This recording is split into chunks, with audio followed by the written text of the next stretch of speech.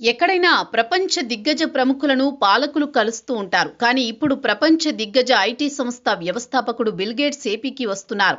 ఆయనను కలిసేందుకు అమెరికా వెళ్ళాలి, కానీ ఇప్పుడు ఆయనే వస్తుండడం నిజంగా విశేషమే.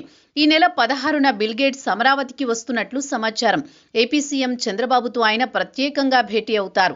పలు కీలక అంశాలపై వారిద్దరూ సమీక్షిస్తారని తెలుస్తోంది.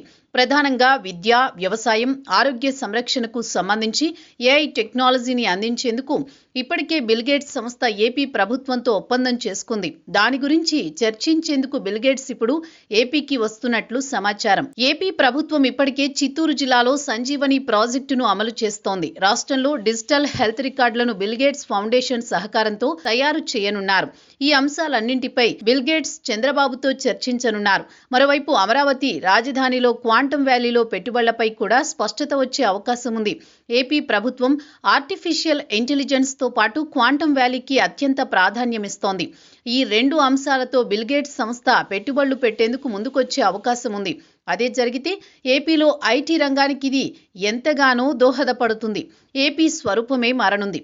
ఉమ్మడి రాష్ట్రానికి చంద్రబాబు 1995లో ముఖ్యమంత్రి అయ్యారు. ఆ సమయంలో బిల్ గేట్స్ ను కలిసేందుకు వెళ్లారు.